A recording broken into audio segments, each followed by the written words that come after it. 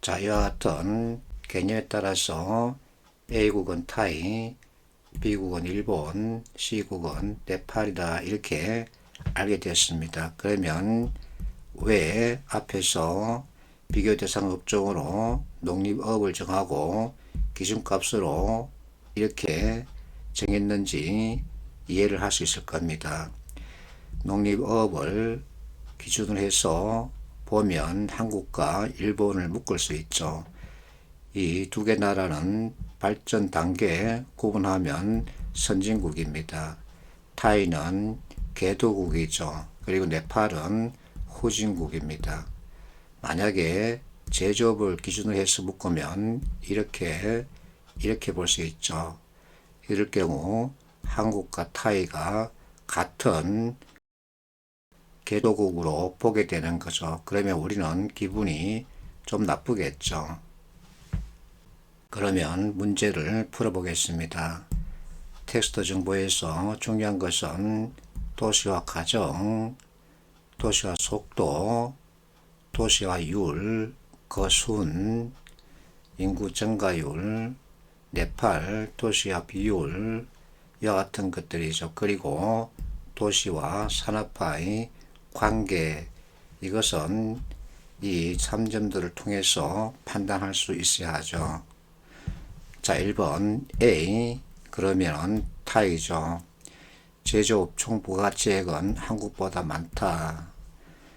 자, 이것을 판단해야 되는데 나는 항상 이렇게 말합니다. 이와 같은 통계표 또는 그래프를 만나면 지금 죽고 싶더라도 제목과 단위는 읽고 죽어라. 왜? 이것만 보고서도 바로 답을 정할 수 있는 문제가 수두룩하다 하고 그 이유를 설명해 줍니다. 자, 단위는 퍼센트입니다. 비율이죠. 자, 비율의 합계는 100입니다. 그러면 총 생산 비율은 역시 100이라는 얘기죠.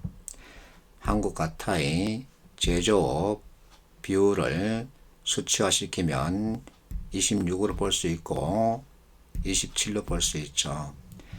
자, 비율값으로 봤을 때는 타이가 분명하게 큽니다. 그렇다면 총 부가가치액도 타이가 한국보다 많을까? 이것을 검증해 봐야 되겠죠. 자, 이 비율값은 어쨌든 분모와 분자 관계로 만들어집니다. 그래서 이것을 실제 표시하기 위해서 분모 전체 생산을 1000으로 두고 본다면 분자값은 260이겠죠. 자, 타이 분모 전체 생산액을 100으로 뒀을 경우에는 분자값은 27이 되겠죠. 이처럼 1번 진술이 옳다고 하기 위해서는 분모값이 같아야 합니다. 그래야만 이 비율 데이터를 그대로 생산 액수와 연결해서 판단할 수 있죠. 그러나 분모 값을 모르기 때문에 이것만 가지고는 측정치를 판단할 수 있다 없다? 없습니다. 그래서 1번 진술은 틀린 거죠. 자, 문제에서 만나는 그래프나 통계표 이와 같은 데이터를 읽고 해석하기 위해서는 아주 간단한 통계 기초 지식은 알고 있어야 합니다. 데이터나 그래프는 주로 측정치 또는 산출치로 구성됩니다. 측정치는 내가 길이를 재거나 수를 세서 만든 데이터를 말하고, 산출치는 이와 같은 값을 어떤 공식에 넣었을 때 계산해서 나온 값을 말합니다. 자, 우리가 지금 보고 있는 퍼센트는 측정치가 아니라 산출치죠. 그렇다면 우리가 문제에서 보고 있는 이와 같은 산점도는 어떻게 만들어졌을까? 1차적으로 타이, 한국, 일본, 네팔 이들 나라 농립업과 제조업에서 만들어진 금액을 찾겠죠.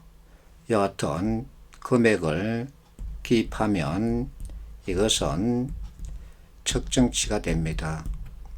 자, 이것을 가지고 비율로 알고 싶어 하는 거죠. 그렇다면 분모 전체 생산액분의 농립업이 차지한 금액, 그리고 역시 전체에서 제조업이 차지한 금액, 이렇게 계산하면 이 비율값이 나오는 거죠.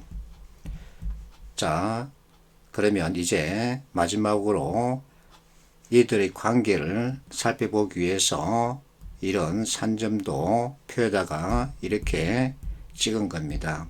그러면 서로 관계를 살펴볼 수 있죠. 자, 우리가 문제에서 보고 있는 데이터는 이 산점도입니다.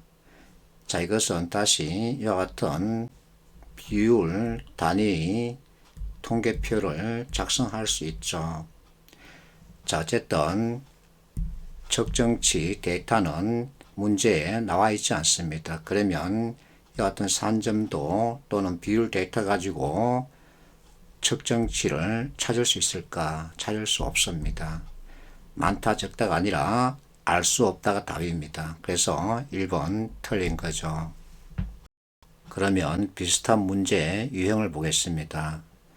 자, 이것은 피셋 문제입니다. 피셋은 행정고시, 애모고시, 입법고시 이와 같은 시험의 명칭이죠. 자, 제목을 보면 증가율추입니다. 그렇다면 플러스 또는 마이너스 이와 같은 설명이 선택지 진술에 들어가겠죠. 단위는 %입니다. 자, 1번 보세요. 감소, 그러면 증감추에 대한 설명이죠. 2번 증가율, 역시 같은 얘기입니다. 3번 증가율, 같은 얘기죠. 5번 증가율, 같은 얘기입니다. 답은 4번이죠. 자, 여기는 인구 수 변동에 대해서 묻고 있습니다. 단위가 %인 이와 같은 정보를 통해서 측정치를 논할 수 있을까? 인구수는 측정치입니다. 없죠. 그래서 4번을 답으로 바로 정할 수 있죠. 자, 이 문제는 NCS 자료에서 문제입니다. NCS는 공기업 입사시험 명칭이죠. 자, 이 통계표 제목 물가지수가 등장했습니다. 지수는 어떤 공식에 넣었을 때 나온 계산값이죠. 그래서 측정치가 아니라 산출치입니다. 그러니까 단위가 %로 되어 있죠. 자, 이 문제와 비슷한 유형이죠. 그렇다면 선택의 진술에서 측정치를 논하고 있는 선택지는 무조건 틀리는 겁니다. 자, 2011년도 이후 하수도료, 상수도료, 싸다 비싸다 이것을 판단하라 그러죠. 표를 보면 2010년도 기준값을 100으로 주고 있습니다. 2010년도 이때 상하수도료가 얼마인지 모릅니다. 다만 그때 파악한 가격을 지수로 100을 준 겁니다. 그 이후 이렇게 표시하고 있죠. 그런데 2번 진술 하수도료, 상수도료 이 두 개를 서로 비교하라는 거죠. 자, 맨 처음에 측정했던 2010년도 가격이 얼마인지 모르는 상태에서 이렇게 변했다고 해서 싸다, 비싸다 논할 수 있을까? 논할 수 없습니다. 그런데 이 학생은 죽으라 이렇게 계산해서 문제풀이를 시도하고 있었죠. 개념에 대한 이해가 없으니까 죽으라 계산했던 겁니다.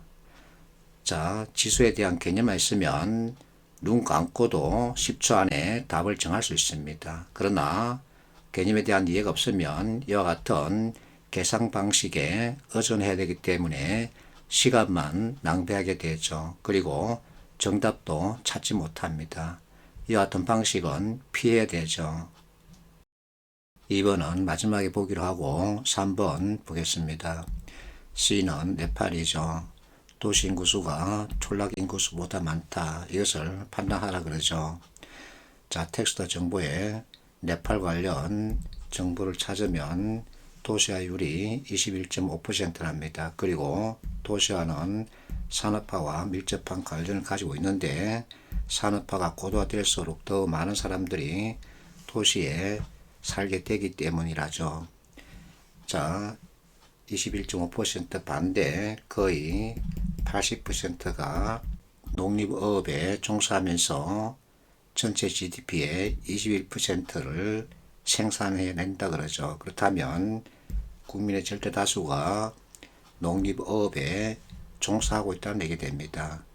후진국의 진행적인 형태죠. 그래서 틀렸습니다.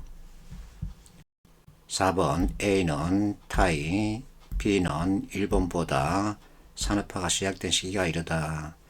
자, 지문 정보 보면 도시와 구체적 시기는 국가별로 다르다 이렇게 되어 있습니다. 그리고 도시화는 산업화와 밀접한 관계를 가지고 있다 그러죠. 그래서 이것은 판단할 수 없습니다.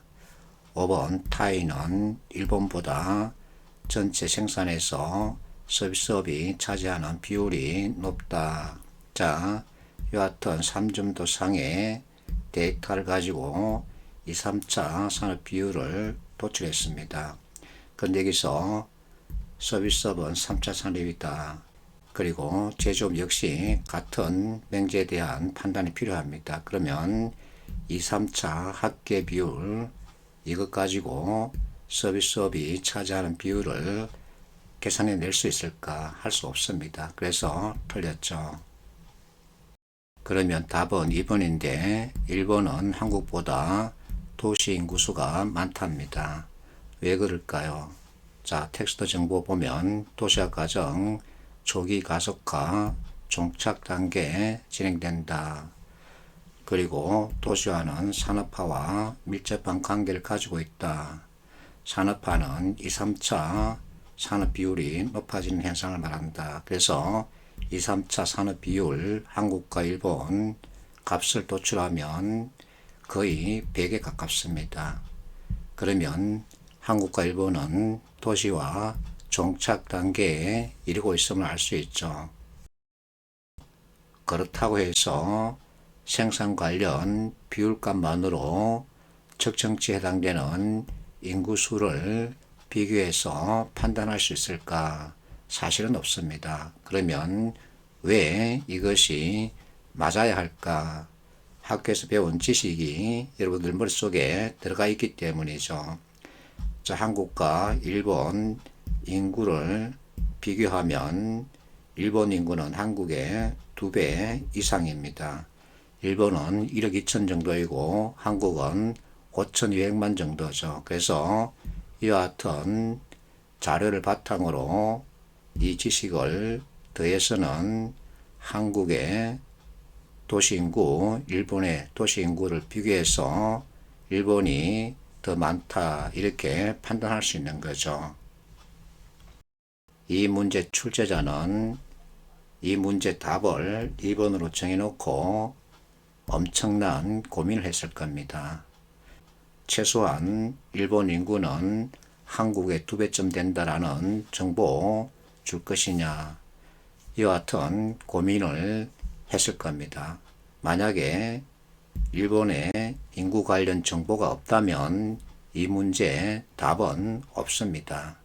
그런데 여러분들 교과서에 일본 인구 관련 정보가 있다는 가정에서는 이 문제 답을 찾을 수는 있겠죠.